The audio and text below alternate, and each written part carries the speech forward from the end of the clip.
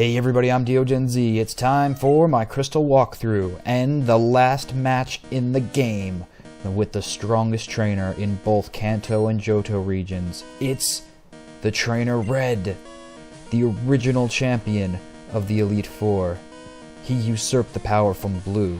Blue could not stand his terrible wrath, and now we must try to be strong and step forward and stand against him.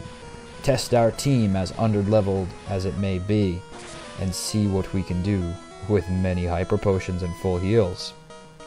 This Pokemon here is very rare to see strong trainers have. The reason being is it's not fully evolved like our Raichu is, but to supplement its lack of evolution power, it's super pumped up in level. 81? Jeez, I've never even faced a legendary in this game that was at level 81. So in order to take that out nice and fast, I highly recommend you lead with a ground Pokemon, because Red will always lead with his Pikachu.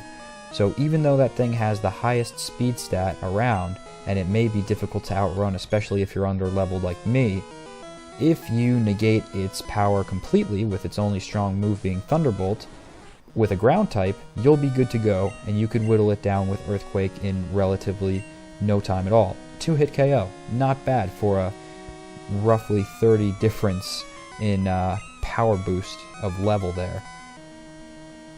It's important to make sure that you reheal your Pokemon, and also that you bring your top tier fighters here.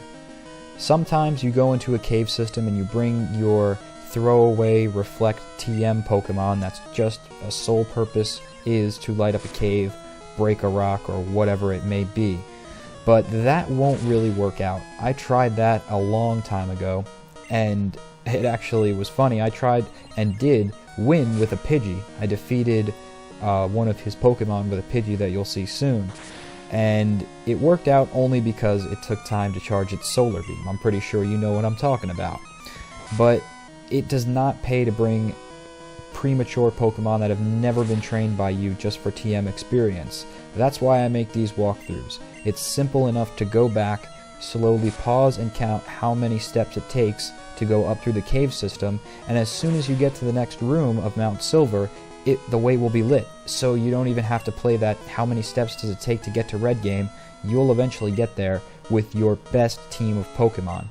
That was almost a fatal mistake I made at Blue's gym, as we saw, when I had a Hoot instead of my Umbreon, where I really could have used it for his Alakazam. Now imagine if I left Umbreon back home when I needed it in the battle to verse Espeon. This is vital. You need to program your team, kind of predict beforehand what you'll need to negate much of his team.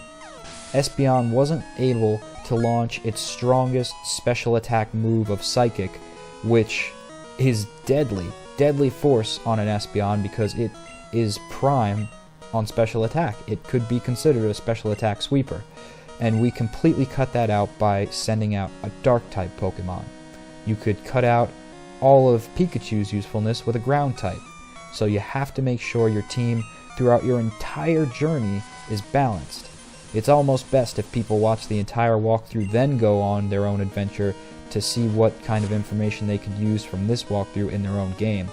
But it's something you need to keep in mind when training all sorts of Pokemon. And wow, what a massive powerhouse that thing is. Snorlax, obviously, a tank in HP. It is having great defense, and you know what? It's not too shabby on that body slam physical attack power either. Thanks to Blazivore, we have a nice chart to understand what types of attacks are special and physical, which is good when you're trying to work out a strategical team that takes advantages on the Light Barrier and the Reflect. Now, it's great that Mr. Poof can reheal here, and very important that we seeded the Snorlax. While this may be a long strategy around to getting victory, it's something that I have to do as a supplementary of power, because we decided to raise all 6 of our Pokemon rather than a top strong 3 or a supercharged starter. Well, Mr. Poof does not come anywhere close to that Snorlax in power physically, or in HP, or even level. I mean, 75, brutal. You know why I was hyping up this trainer so much. Red is the original hero of Red, Blue, and Yellow. You essentially play Red, and Ash is loosely based off of Red in the video game series. That's how it went first. The video games came first, and then the anime later came, and Ash was based off of Red. This character is legendary in Pokemon history, so it makes sense that he's so difficult to defeat. And part of what makes him so difficult to defeat is that he's in this generation. I don't know about you, but I feel as though I had a far easier time navigating and gaining HP and EXP for taking down Red in Heart Gold and Soul Silver, just because the rematch system and how many opportunities I had to earn experience points were greater. Back in Crystal, it was rigid. Back in Crystal, trying to rematch gym leaders was not an option. The best tactic, normally, for spamming experience was to simply go through the Elite Four many times, having an experience share on the Pokemon that you wanted to level up. This was an unfortunate thing, but it's kinda what really made the world go round in Crystal, and it does add to its challenge. That's why people go back to do really difficult Let's Plays, sometimes Nuzlocke challenges of already retro games, because it's tough, the retro. At a certain time, there was no easy level cap expected. They were still working out the kinks of making some of the first excellent, great video games and trying to find where everybody's skill level ranges. Now we're at a point with 2012, Black 2 and White 2 are on the horizon of coming out in America, and they have adjustable difficulty settings, and that is phenomenal. We've come so far from this, where you kind of have to know what you're doing if you want to really win. If you want to go after all the secrets of the game, you want to get the most items, all the Pokemon, and be the top trainer, truly the top trainer, not just defeat the champion Lance, because we could defeat him, we could kick Lance in the pants all day at this point. Our Pokemon are so super leveled up, his Elite Four is laughable, but Red will still give you a challenge every time. And here's the unfortunate thing. You think, oh great, finally I have a rival better than the rival Silver that we faced in the last episode. He was laughable compared to this trainer, of course. But no. Once we defeat Red, and geez, I really hope we defeat Red because this Snorlax is a tank.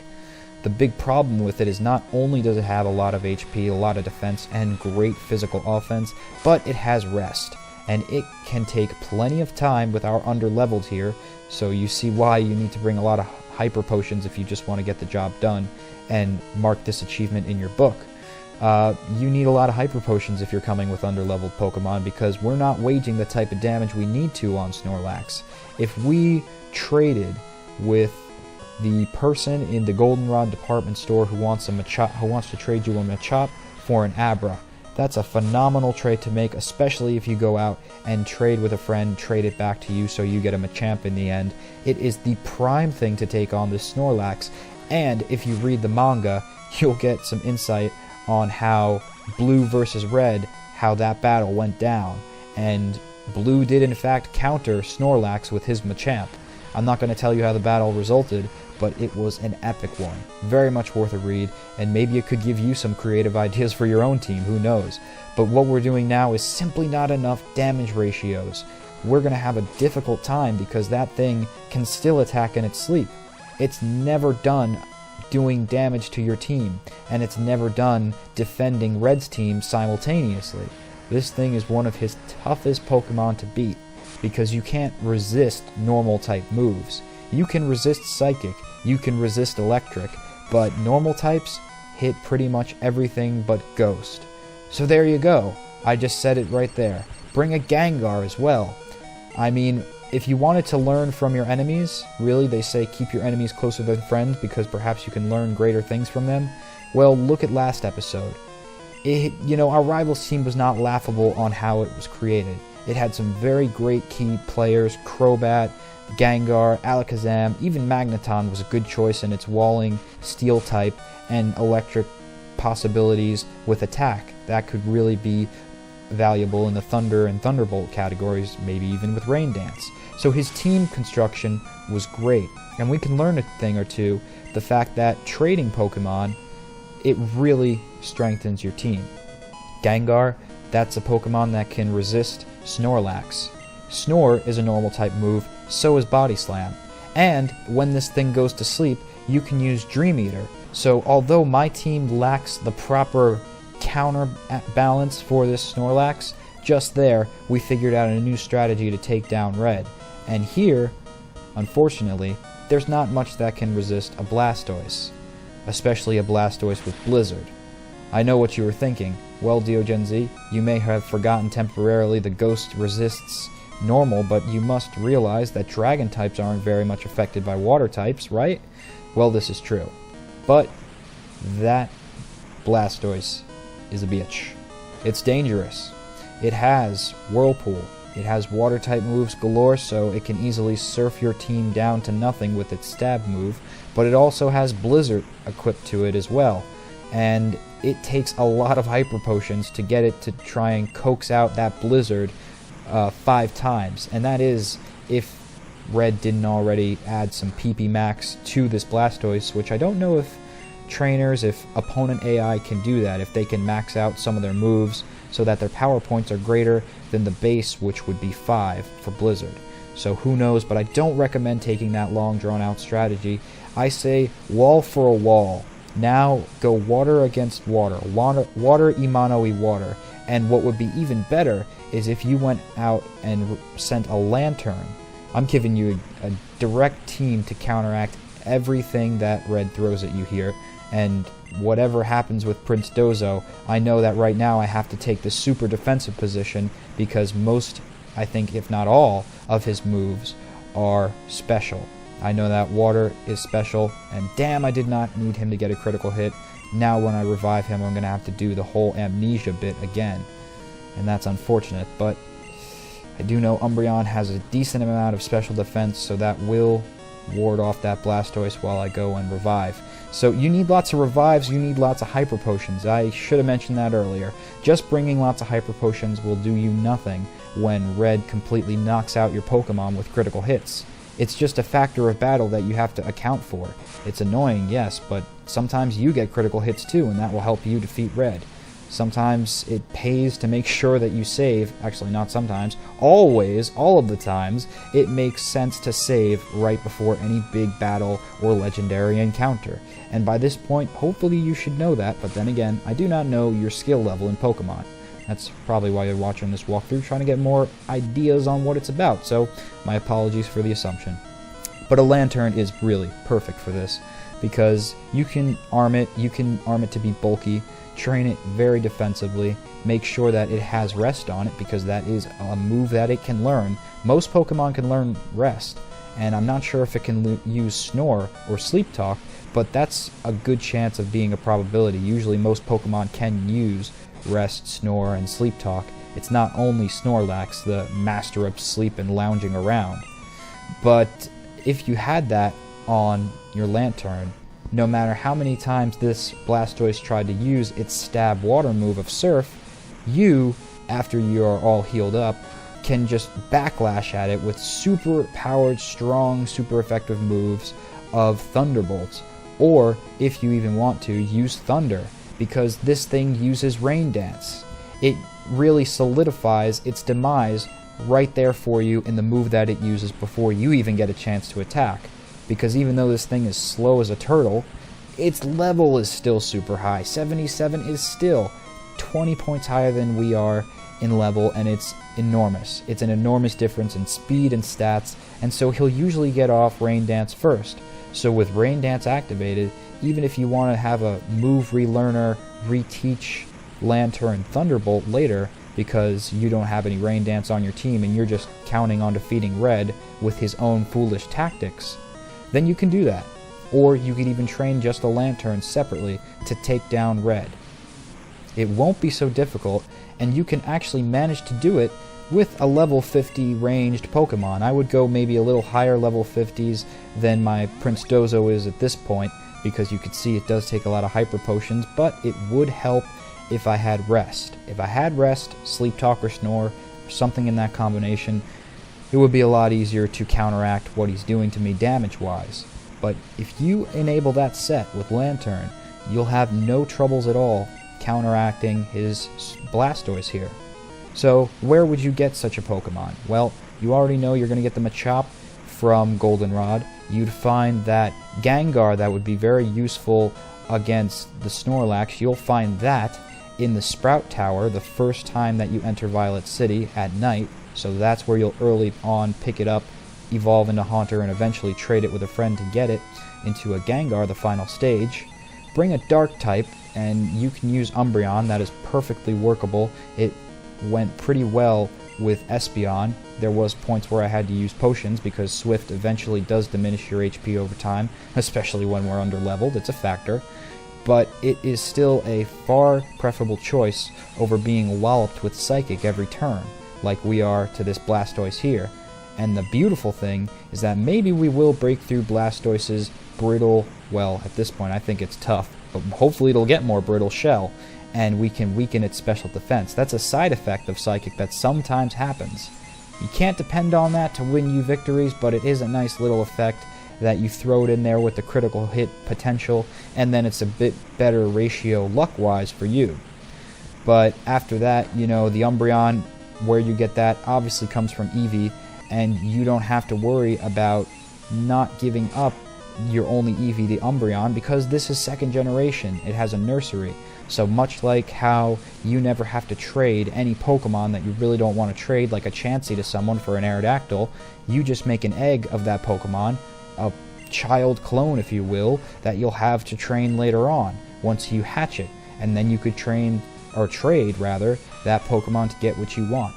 But with Eevee, you don't need to trade anything. But hey, there's plenty of Avarice to go around, but if you are really eager to not catch another one, and you want to get that Machop from Goldenrod, then breed it. You know, the nursery is right south of Goldenrod City. The trade is there in the department store, and that's where you can get Machop. And a ground type that would be good. A ground type, that's a good question. That's something I would have to think about. Maybe like a Rhyhorn, perhaps, or a Marowak. A Marowak would be my preferable choice. I just like how it looks. I think it's a really badass Pokemon. And with its Bone Meringue, I believe that hits multiple times, you could take out Red's Pikachu in a cinch. And you'll have to wait to get a Marowak for quite a while, but you don't have to verse Red, or you can't verse Red, rather, until you defeat the Kanto gyms, all 8 of them anyway, so you'll be in Kanto to pick up a Marowak as soon as it's necessary. Now, what's really vital about this Venusaur turn, because you can do really a lot to recover your team in these turns, is send out a Pokemon, first of all, that resists its Grass-type Solar Beam. Because every time, no matter what you think would be the strategy wise to do next, Red tends to use a Solar Beam. So, if you can, send out a Fire-type. This way, it's very easy to resist those beams, and all the while you can keep using Revive and Hyper Potion on your down members. Now, this was when I humorously, accidentally beat this Venusaur, or not accidentally, very much tried hard to beat this Venusaur with a level 5 Pidgey. It took over 30 minutes of me using Fly, and eventually I think I got it. I think I finally did it, but it did take some time. And the reason for that was because I didn't raise a team of 6, and I didn't have a good flying type to take this Pokemon down. But really all you need on your side is more of a Fire type. Yes, Flying type does resist grass moves, and it is super effective, so if you don't like Fire types, maybe it's not your preference, perhaps you're a Water trainer more, then go for a good Flying type. There's Fearows, there is Murkrows, so you could have a dual Dark Flying type. You've got, of course, Hoot Hoot, which eventually evolves into Noctowl, and a lot of people miss out on Hoot Hoot and its ability of hypnosis at such an early stage, but that can really assist in your overall journey, and then eventually when you get here, you can completely dodge Solar Beam by flying in and out of when it's charging. That's when you first take off, and hopefully it strikes before your Noctowl does, so it actually pays to have it a little underleveled in this battle, which many of your Pokemon at this point, if you just did the basic pattern of pure gyms and then not much extracurricular activities, just go straight to Red, they will be at that range. Then you can fly down when it tries to launch the Solar Beam, do damage, and dodge at the same time. And you could even put it to sleep with Hypnosis if you wanted. so that's another great thing about raising a Noctowl, and a good resistance to it as well. Typhlosion, of course, is our obvious choice because it's our most strongest fire type, and we even have the advantage of burning it like we did. That's just a chance though, but you'll have that chance equally with any other strong fire type, like perhaps Magmar or Arcanine. So you've got a good potential to recover your team here, and this is when you can sort of take a breath, because it takes one turn each to charge that Solar Beam. I thought that when it used Solar Beam I was done, because this room for some reason has glowstone in it, and its walls and floors illuminate. You don't need any flash to find red in this chamber. So I thought, oh no, it's so bright Solar Beam's gonna automatically launch every time. Well, it's not how it works. The only thing I warn you over is that if you have a sunny day eccentric team, maybe you really like fire types and you have tons of them, you know, and maybe you depend on the fire boost power of the sun in order to aid you. It can work completely against you, however, though, when that Venusaur enters the field. Charizard is his last trustworthy teammate that he got way back when, traveling throughout the Kanto region. This guy has huge special attack, and we won't be able to damage him with Typhlosion's Earthquake, so unfortunately our fire starter fails at this juncture, but Prince Dozel will pick it up, because it's a fire flying type, yes. Now, because it's a fire flying, although it resists ground type moves, so the Rhyhorn or Marowak that you may have chosen to take out the Pikachu isn't going to really help you out here, unless you, of course, add Rock Slide to it, which I do believe Marowak and, of course, Rhyhorn and Rhydon can learn. So that's great. Once it's used up and defeats Pikachu, it can come back for retaliation with rock-type moves, Rock Slide or Rock Throw, whatever it has, and damage this Charizard significantly 4 times effectively because it's fire and flying. And if that doesn't work out, just like our Chew has electric power, and his Chew had electric power that was very effective on Prince Dozo, for example, it will be super effective on Charizard if you hit it with a Thunder. And hey, if you get lucky, maybe the arrangement of how Red throws out his team will be Blastoise then Charizard. And if that happens, Rain Dance still might be in effect, so Surf would be even super stronger.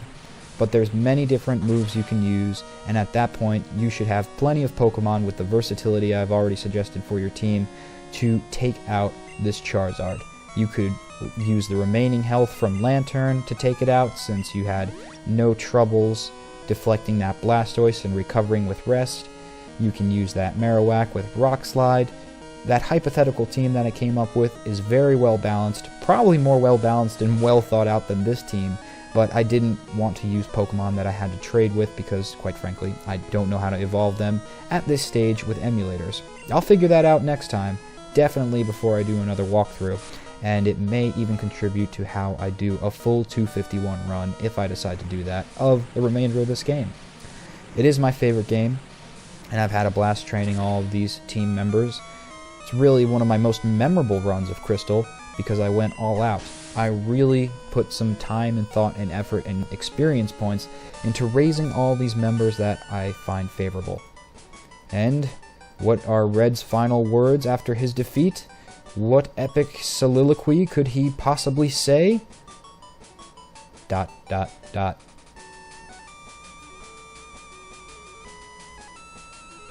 And so, the epic trainer Red disappeared from society forever.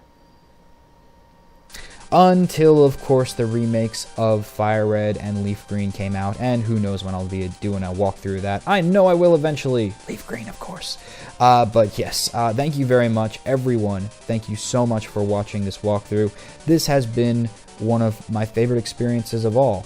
One, because this was such a powerful game for me. This is what really got me into gaming. You know, I casually played some kid-like computer games, very rudimentary games on the computer back in the day, But once I got my Game Boy Advance and experienced Pokemon for myself, raised my own critters, and went on my own journey, I instantly became addicted. I instantly became a Pokemaniac, and eventually led to this today, where I'm in a community of thousands of people who have the same interests and agree that this training simulation of biological creatures that don't exist but are really, really fun to play with. It is a powerful unification thing because we can battle together, we can enjoy walkthroughs together, chats, we usually have similar interests like anime. It's a wonderful experience that has led to so much good in my life, and I'm so happy that way back when my grandfather got me a Game Boy Advance and allowed me to have this experience. So thank you everyone for commenting like you have, for liking, subscribing, sharing, all that good stuff. I really wanted this to be one of the best walkthroughs I've presented on this channel so far. That's why at times it took so long for me to get the videos out. I got a big lesson in being more prepared and more productive and effective in preparing borders that will be interchangeable and make sense more and allow for the videos to come out on time and not make it over a long extended 3-year span. So thank you for bearing with me. Thank you very much for watching, subscribing if you did. I'm DeoGenZ, and this is not the end of Crystal Walkthrough. It is the end of the main walkthrough, but there are a couple more bonus episodes of which we will find the remaining legendary Pokemon of both Johto and perhaps Kanto.